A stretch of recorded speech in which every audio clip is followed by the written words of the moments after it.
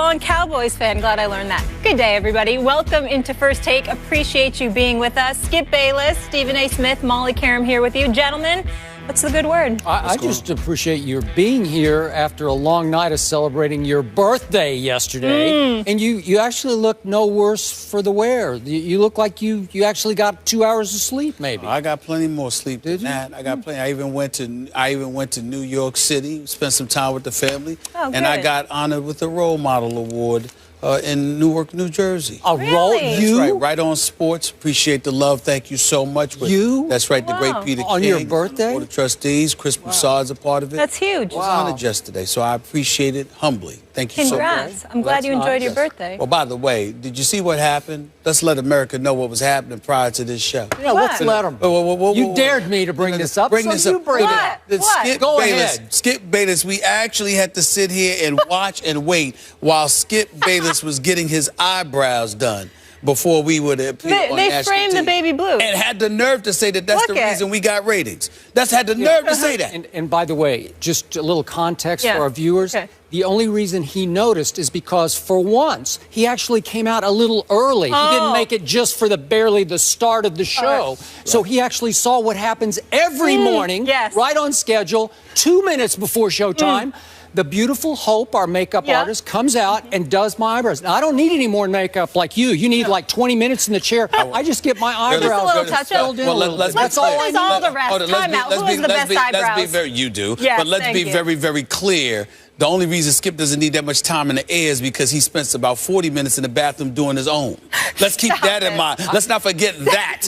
Okay? Do I look like I have any makeup on? And oh, by the way, but we all know you do it. We all know you do it. And by the way, the party doesn't start until I arrive anyway. That's why I can make you wait. Let's go. Wait, Let's go. I underestimate. I think you spend 45 minutes in Hope's makeup chair. 5 minutes. 5 minutes. 5 minutes? 5 minutes. I've got every arena that I go to when I got to drab on something, it don't take me more than 5 minutes. It don't matter. I leave the beauty to other people. I don't try to look as good. Well, you should work on your eyebrows a little more. Maybe I should. The eyebrows look all right. I feel like I'm complimenting you guys too much lately, but both these looks, they're nice.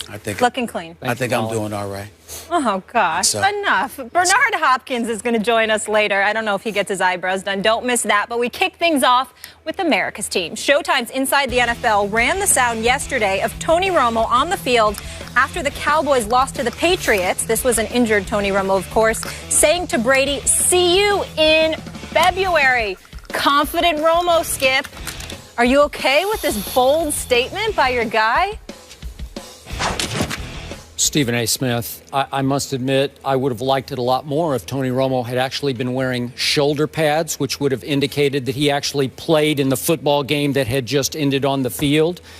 And obviously, Tony Romo can't play a lick of a real game until November 22nd. That seems like a long time away. It's a game at Miami, and that's only if the Cowboys feel like they need him to risk quick re-injury of his broken collarbone, because it's possible, which I've acknowledged, that with the backup quarterbacks, my Cowboys could fall to 2-7 by that point. And I have a fear that Jerry Jones would say, do we even need to take a shot at this at that point?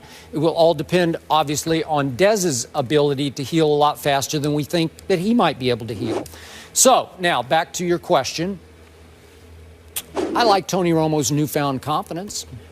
I like the message that I think he was trying to send to his teammates, which is basically for them to sit back and say, my goodness, our quarterback, our injured quarterback, went up to Tom Brady, sort of a la Richard Sherman a few years ago back in Seattle, and trash-talked him right to his face. Mad bro. Slapped him on the, that's exactly what it was. Slapped him on the shoulder pads and said, hey, see you in February. Wow. Our quarterback did that, so I kind of like that message, but I got to tell you, I'm going to be honest with you. I'm always honest about my Cowboys, whether you think so or not. It came off as a little weird and a lot awkward. That's what it came off. It was awkward. And it felt like Tony Romo had rehearsed it in front of the mirror. Like he'd sort of, okay, I'm going to say it like this. Like he had really planned to walk up to Tom Brady and utter that line. And the embarrassing part about it was that Tom Brady pretty much just ignored him.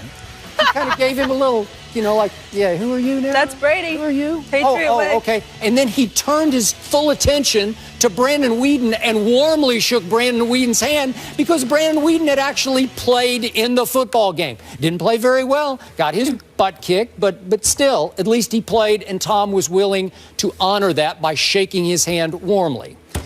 So, Stephen A. Smith, I am hanging in with my Super Bowl prediction. Obviously, as you saw that sound, on that day, did I have any idea I was going to lose my quarterback and my best receiver and the best receiver in pro football? I had no idea.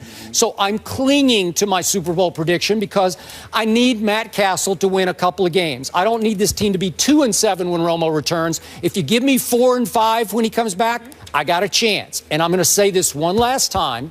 If Romo does return and this team gets 100% healthy and hot and manages to just eke into the backside of the playoffs in the last playoff spot as a wild card, NFL, you better look out because here would come my Cowboys. We've seen lots of teams do it as the road wild card team, starting with Aaron Rodgers back in, what was that, like 1888? Or when was that? That was like decades ago when he pulled off his Super Bowl.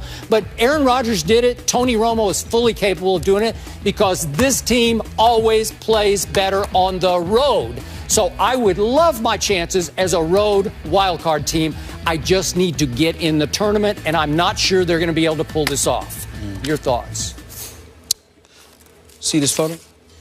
Yeah, that's it. Is that what you recall? Is this accurate? This is accurate. Well, Tony Romo basically slapping Tom Brady on the chest affectionately as Tom Brady basically pretty much looks like he's ignoring I don't think him. it was affectionate. I think he was trying to get his attention. He's trying to get his attention. Look at me. So in other words, Tom Brady was ignoring him, correct? He ignored him. Okay. I wonder why that might be. You know, it's interesting that you bring this stuff up because, you see, I understand you, like Cowboy Nation, the typical pathetic Cowboy fans that you are, no sense of reality whatsoever, living in fantasy land in the past, thinking that this is 1995 or 1992 and 93. That's just the way that those you were all the are. years. Those were the years. Those were the days. You know, I was there. You know what? I remember. Yeah, it was great. Listen. I remember when Sanford and Son was out, and it was a beautiful. It was a special day. I remember when Archie Bunker was out, and with Edith trying to sing with that voice. I remember those days. I remember the Jeffersons. Well, that was their song. Those were the days, right? I remember good times. I mean, I remember a lot of things from the past. It was incredibly affectionate. It was a beautiful thing to see. I still watch it from time to time and reminisce about the good old days because it's special. But at the end of the day, when I get up in the day and I go about the business of conducting my day, I have to live in reality. And the reality of the situation is that picture of Tom Brady and Tony Romo was a metaphor for what actually transpires, what actually should be the reality that you and the pathetic Cowboy Nation out there should obviously accept. That is that you're not relevant. Don't come to me, shake my hand, and continue to move on. Whether you're wearing a sling or not, you're really not that relevant. You're not that relevant because I'm the reigning defending Super Bowl champion, and on top of it all, I've got 4 Super Bowl championships on my resume. You guys haven't had a Super Bowl championship in 20 years. You've got a quarterback that's in his 10th year that's had a grand total of 2 playoff victories. Do you understand that you actually need... Wait, he's got 3 that won at Green Bay.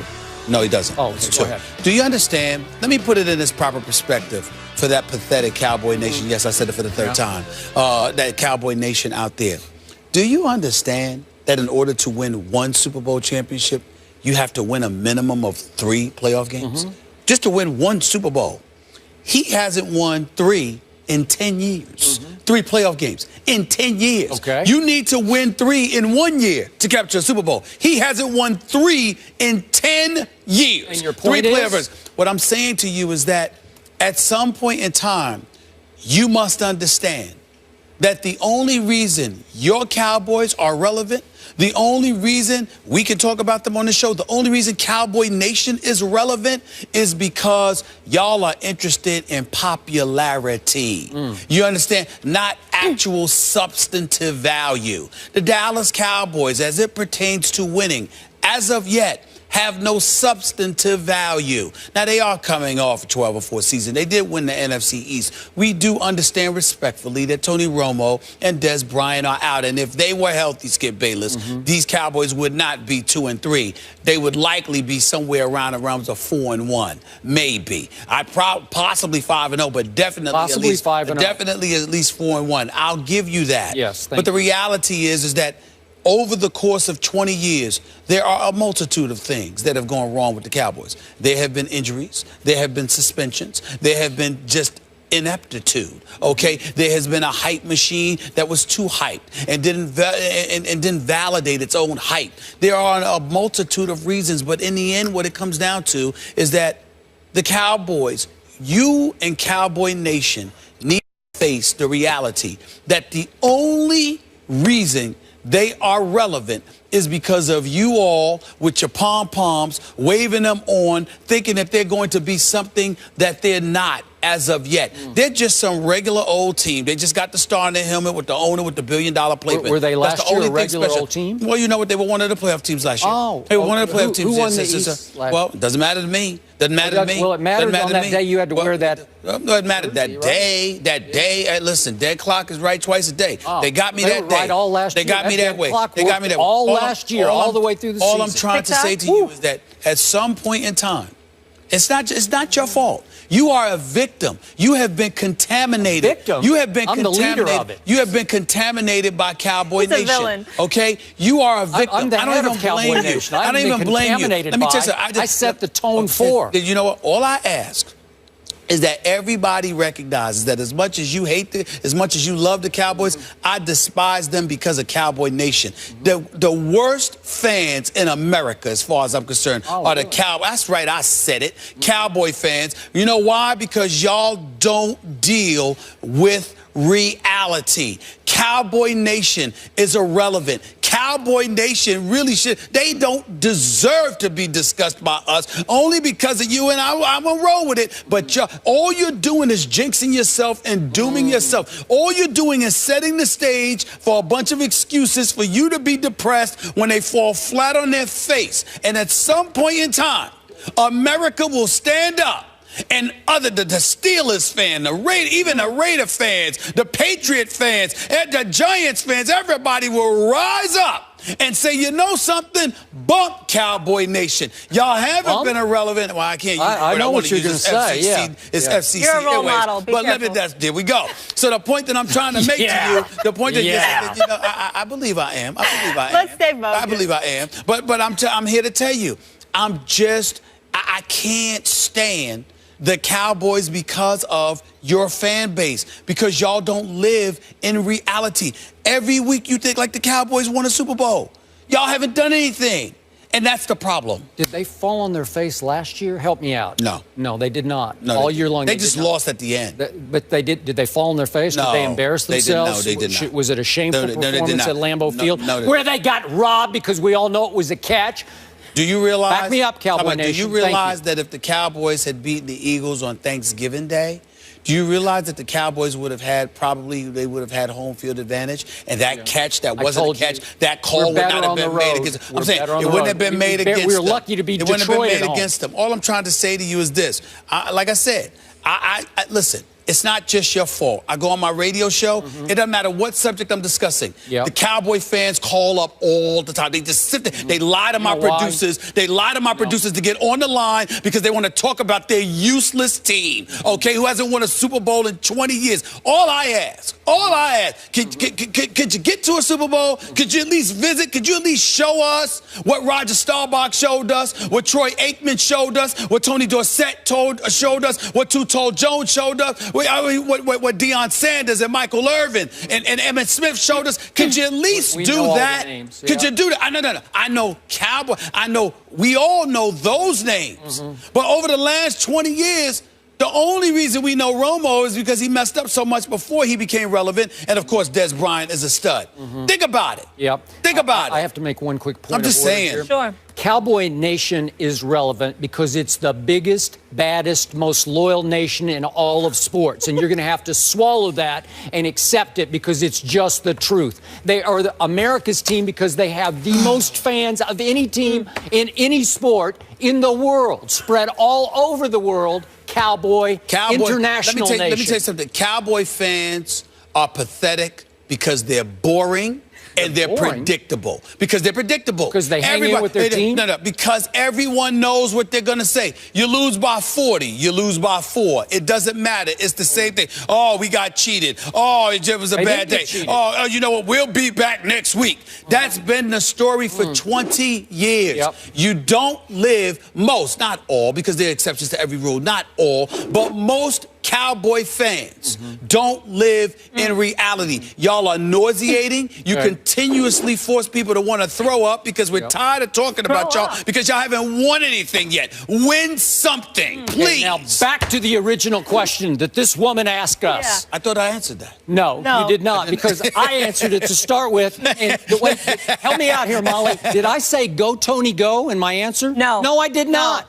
I said I do have a problem with it. It came off as weird and awkward. And then you're accusing me of having no objectivity about my Dallas Cowboys? You know why? Because you only say that because you're worried that it'll get in the way of your ultimate goal. So you meticulously dissect anything that somebody says if it gets in the way of your ultimate agenda, which is to ensure that you facilitate the Dallas Cowboys. Let me tell the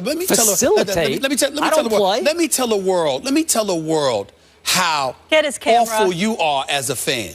Does Skip want the best against the best? Not at all. If Brady, let me finish, if it don't matter who it is, if Brady or Rodgers or anybody else had to go down and get hurt for the Dallas Cowboys to win, Skip would wish that. Skip doesn't want to wish harm on anybody. I don't want Tom Brady to go down. You don't want anybody to get hurt. You don't want anybody to get hurt. What I'm saying to you is this. Me, I'm a Ric Flair fan.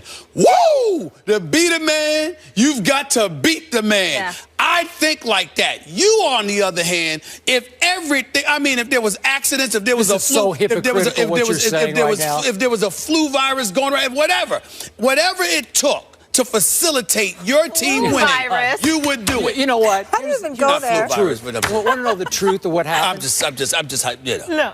No. When that rookie from Philadelphia went out of his way to crush Tony Romo's shoulder into the turf in Philadelphia, I can't remember his name, Justin Hicks or something from Texas. Well, it was a cheap shot, and he admitted after the game, I attacked him, okay?